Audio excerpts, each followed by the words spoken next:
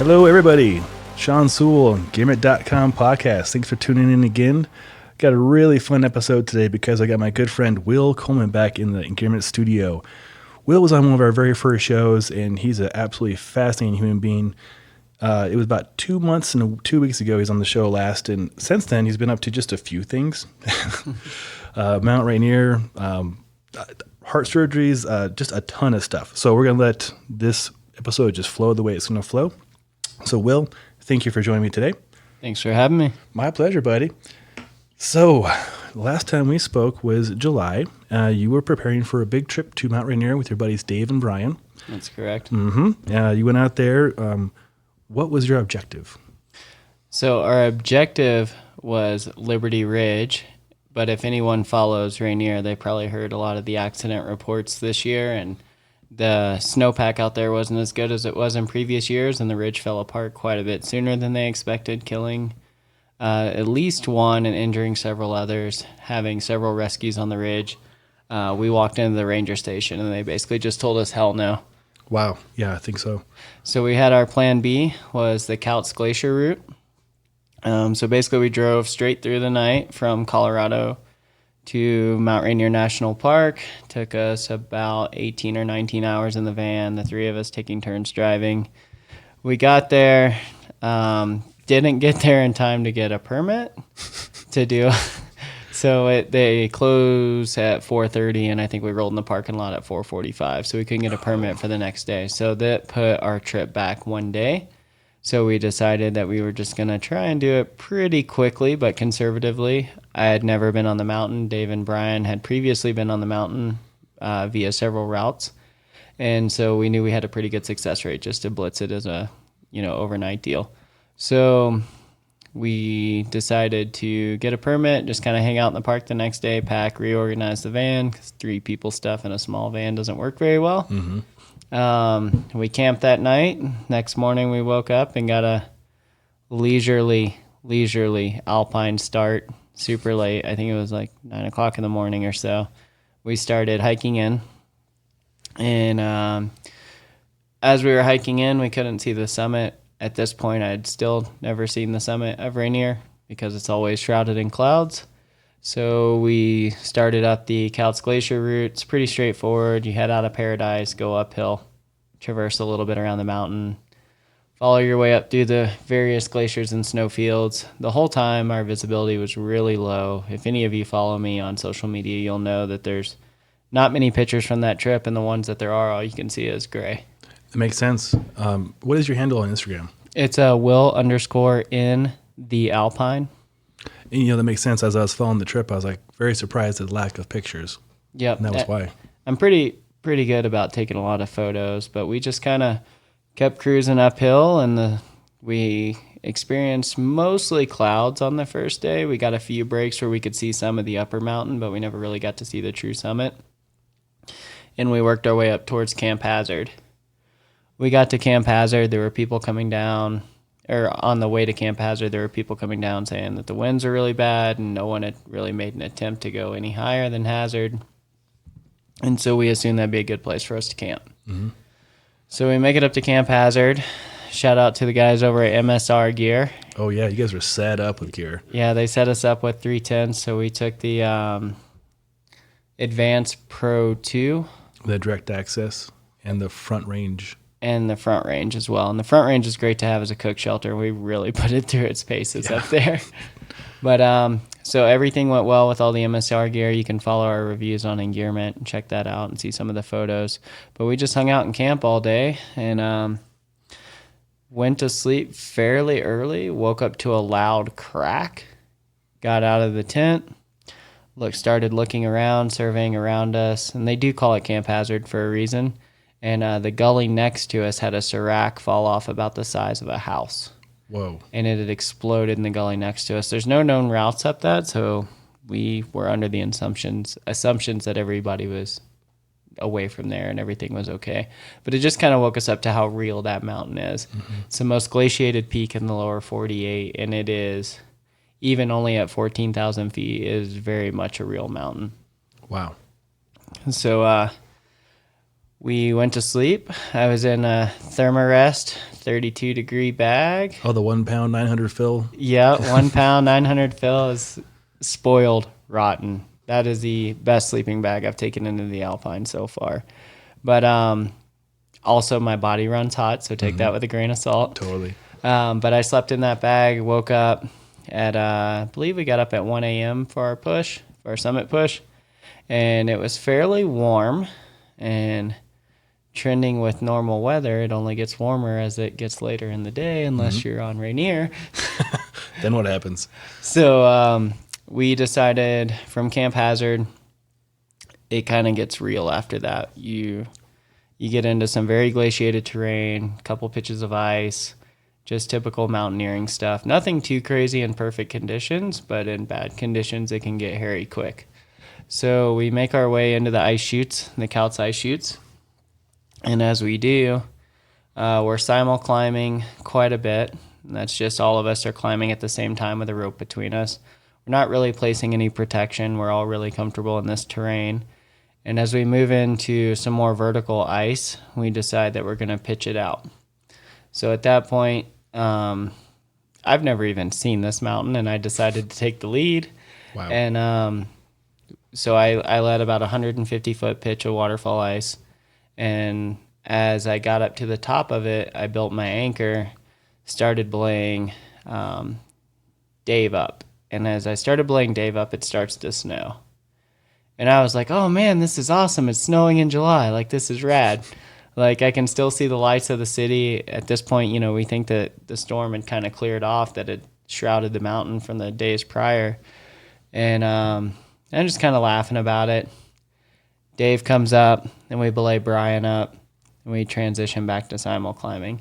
We get above the top of the ice chutes, decide to sit down and take a break, and the storm moves in. And we got into a pretty nasty blizzard.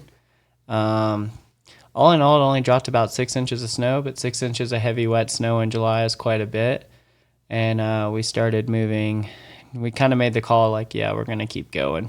We're all pretty solid. Got a good handle on the GPS. Dave had been on this route before, so we just thought it would be a good idea to keep moving until something else more severe told us otherwise. So we kept moving up, navigating through the glaciers. Everything's going quite smoothly, but it is frigid cold. We left camp, it was warm, so we left our extra base layers at camp. Oh, yeah. Lesson learned there. But we continued upwards. Shout out to the guys at Himali. I was using a lot of their jackets, stayed nice and warm. And we continued our way towards the summit. We got about 300 feet below the summit. It's just pure whiteout. And it was, with it being light, it's what they call flat light. So you can't see the difference between the ground and the sky. Everything is just as white as can be. It's just, everything's white. You can literally be falling downhill and not notice it. Yep. So we ended up walking in circles once or twice, trying to find the exact summit. But we found our way to the summit and stood on top, and it was an amazing feeling. I have to get back up there because I still haven't seen what the view off the top looks like.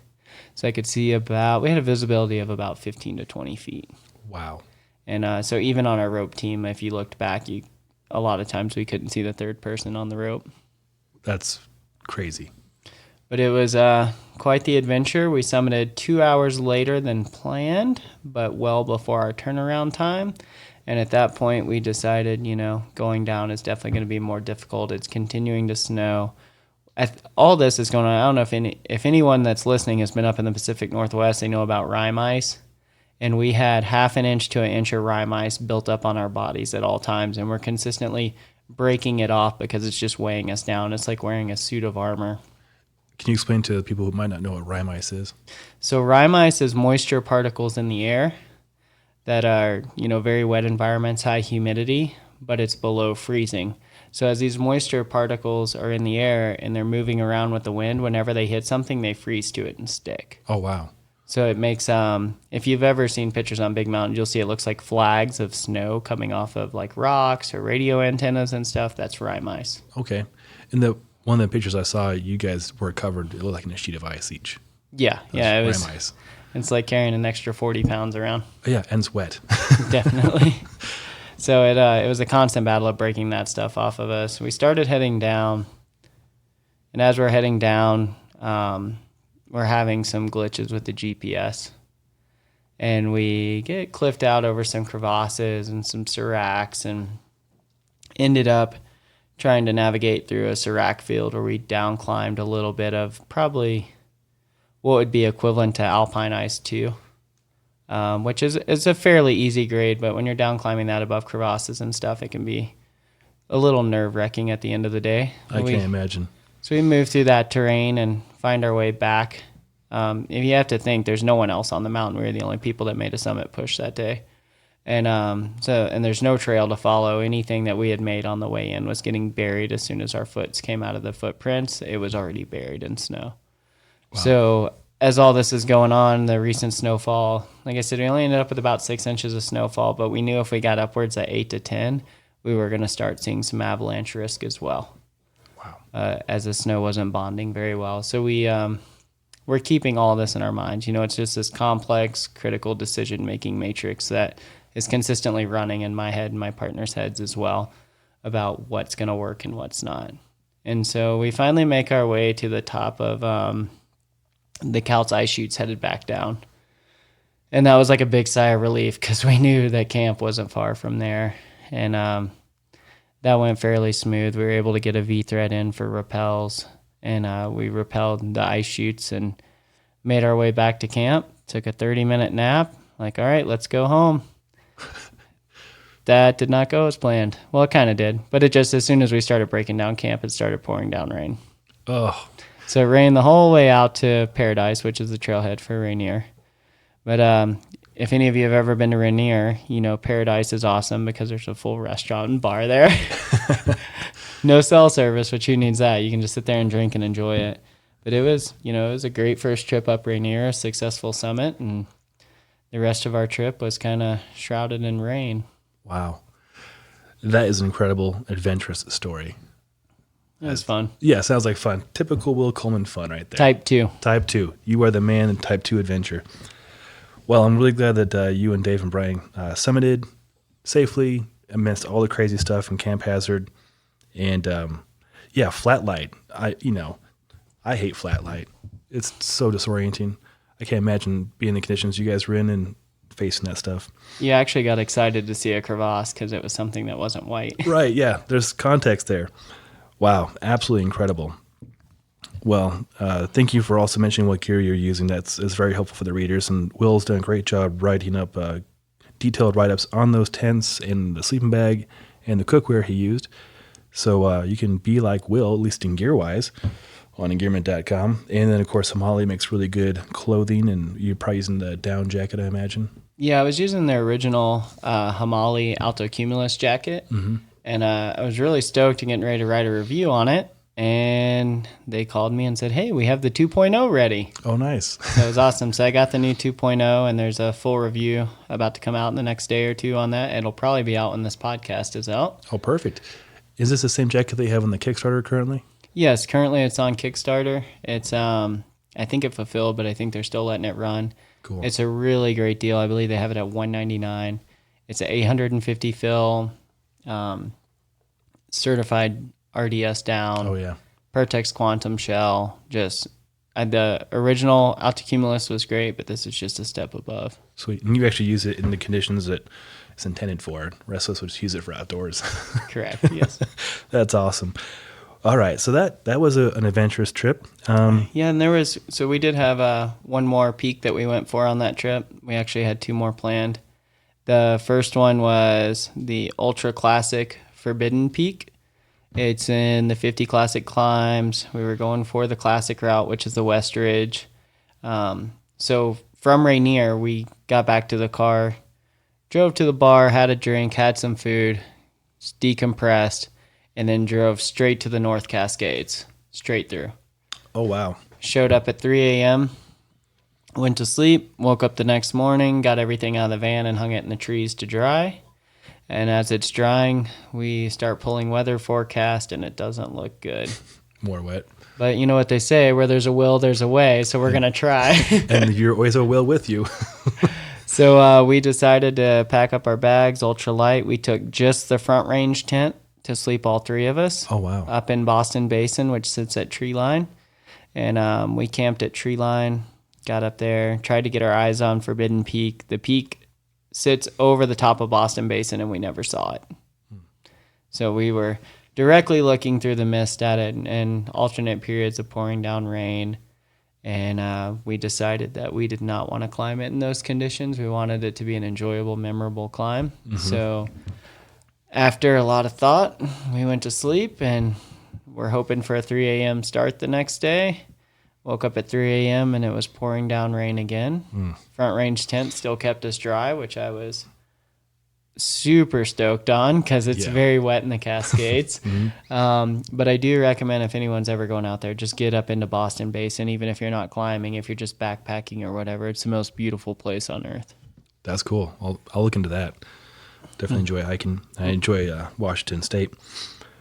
Wow. What a trip, man. What a trip. It was an amazing trip with solid partners. Couldn't ask for much more. That's awesome. I'm glad you pulled that off. Because that was preceding a very major surgery for yourself. That's right. It's kind of like a bucket list trip. And if anyone knows me personally, you know that I have a heart condition. Well, had a heart condition. It's called Wolff-Parkinson-White. I had an extra pathway in my heart that allowed too much electricity to flow into my lower ventricles, which caused a heart attack a couple of years ago.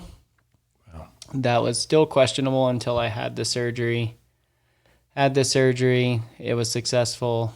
And the only issues I have with my heart now is ischemia, which is tissue death from the heart attack.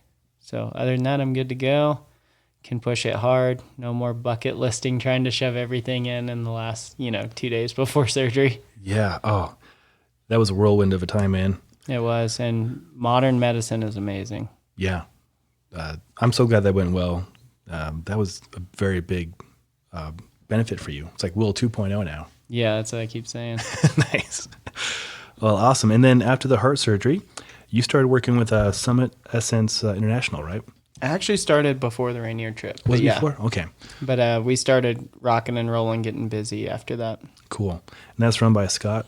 Yeah, it's run by Scott Halpenny. He's a great guy. He's got his heart in it and his head in it for sure. I think he's going to change the game when it comes to guiding. Nice. You've been keeping busy there, offering climbing needs throughout the Front Range? Yeah, so we do all sorts of pretty much anything climbing, we will do it. And we have permits for several areas. We can pretty much take you from Colorado Springs up through Jefferson County and Clear Creek County and Boulder County, and we're consistently applying and acquiring more permits. Oh, fun. Very cool. And this winter we will be moving hopefully into avalanche education and guided skiing. Wow. That's great. I was wondering what you guys are going to do in the winter. We're still waiting on permits, but if it pulls through, that's where we'll be. That's wonderful to hear. And as a splitboarder and as a friend of Will, he's one of probably the top two people I'd ever to choose to be in the backcountry with for splitboarding or skiing. So you'd be in good hands. Speaking of splitboarding, Will happens to be the poster boy for Weston. I would not say poster boy. Well, I think you're the cover model. How's that? I show up in jorts. Yes, alpine jorts at that. So, yeah, Will is beats to his own drum, which is great. He does wear his alpine jorts. He looks good in them. And recently he was over at Weston in their new Splitboards. What is getting you most excited about the Weston Splitboards right now? I love everything Weston is doing. They've got a great new lineup for this year. Each year they're adding more products. But the crazy thing about it is, like, they listen. They listen to our team riders. They listen to their consumers, and they take all this into consideration. And one of my biggest concerns, and a lot of people's biggest concerns, is we don't have enough women in the backcountry. Agreed. I mean, we have so many women that go ride resort and they crush on skis and snowboards and they're doing amazing things. Like, how come you don't ride in the backcountry? And they're like, well, no one really makes like a split board for me. No one makes one that I like. So Weston is working on that, and they're trying to really put in the R&D to make good women's split boards. Oh, good. I know we have at least two, maybe three female splitboarders on our Engearment team, and it has been so hard to find appropriate female splitboards, not just like, a tiny splitboard, but like a woman-specific splitboard. That's correct. And not just a splitboard, like splitboards for different riding styles. So Weston has already been offering the Riva, which is a solid women's splitboard. It's great. And it covers a lot of riding types, but this year they added a new one called the Rise. And the Rise is really cool because it's really playful. It's kind of like, it's a directional twin. It's got carbon. Sorry. All good. It's got a carbon top sheet, centered base. It's double-edged side cut, and it's got the wood core still, so you still get that nice responsiveness. This is a great all mountain free ride board. Like if you want to, it's kind of like, I'm really big about quiver killers, like a one board wonder, but that's kind of what it is. That's cool. It's been over 2 years since I've tested out a Weston board, and correct me if I'm wrong, but are all their boards the same profile, meaning flat to rides, like to rocker? They change it up a little bit, but a lot of them do have that same style. Okay. And things are getting a little. This year's lineup is great, next year's is even better. Nice, I like that. But it's it's kind of, if you're familiar with Weston boards, I would say like the Riva was kind of like a nice all around like powderish board, but the Rise is like the range through Weston, so it's like a free ride masterpiece. Perfect. And I know that's Pat's favorite board too, right? Range. The Range is Pat's favorite. And that's my favorite. That's what I ride primarily. On super good powder days, I'll get on the backwoods or the Japal, which is awesome. It comes out in a split this year too. So excited! I never talked with Ben like 2 years ago about weighting it correctly and how complicated a process that can be with splitboarding creation. So they put several years into the design of the Japal. That's going to be one of my favorites this season. Sweet. I have hands-on experience with the backwoods. I enjoy it quite a bit, but I really want to try that Japal. Definitely. For sure. Well, that's exciting. And Weston's a Colorado company. We a lot of great team riders too. Who else is on the team besides you? I know, this is a trick question. There's so many good ones. There's a lot of amazing riders on the team. I believe we're at like 41 or so team riders. 41 team riders? I won't ask you to list them then. That's crazy. I will shout out Rafael Pease. Yeah, brother. He's doing a lot of great stuff. They're working on a nice documentary down in Chile right now. And I'll shout out Josh Jesperson. Guy's an animal. If you guys follow him on Instagram, he's a little rowdy, but he throws down hard. He's a retired Navy SEAL as well, right? That's correct. That's he's a ex-SEAL and just an all-around amazing dude. And then I'll shout out Brian Steenerson too. If you watch him on the Free Ride World Tour, he throws down really hard. Nice. And then I got to shout out some of the ladies. Please. Carly Fink, Izzy Lazarus, Sarah Schwartz, all absolute crushers. And for you ladies out there, follow them all on Instagram. They're pretty easy to find. Awesome. Good shout outs. And yeah, I don't know if I told you, but Rafael sent me an inReach last week from a secret location down south. So it was a good message to get. That's awesome. Yeah, he's working his butt off down there. That documentary is going to be really, really awesome. So, well, I'm excited about you and your collaborations with such great companies, Hamali, SAI, and Weston, and of course, Engearment. Love having you on the team, Will. Love being a part of it. It's a lot of fun, man. You get to do some fun stuff. You're covering so much territory. You'll have some reviews up next week, so just check in on Engearment.com to see what Will's up to and what gear he's really digging. Of course, he has the MSR review up for the 310s he mentioned, Thermarest, 1 pound, 900 fill, sleeping bag, cookware. Hyperion, yes. That's the name. That's the one. It is 1 pound. It's crazy. And then Hoka shoes. He is a avid runner as well. Well, speaking of, it is almost, it just turned fall, so that means it's almost winter next week. So what are you looking forward to for this winter?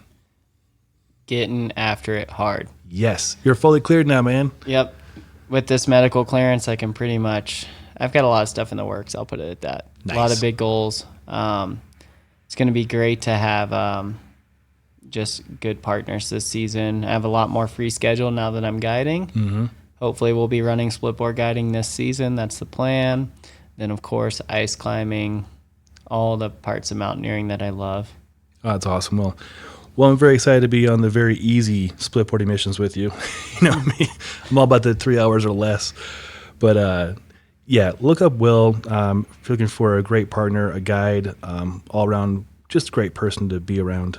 Will Coleman, as he mentioned, his handle on Instagram is Will in the Alpine. Correct. It's a lot of fun stuff. He's very active on there. Sometimes he does an Engearment takeover, and that's always very entertaining for all of us.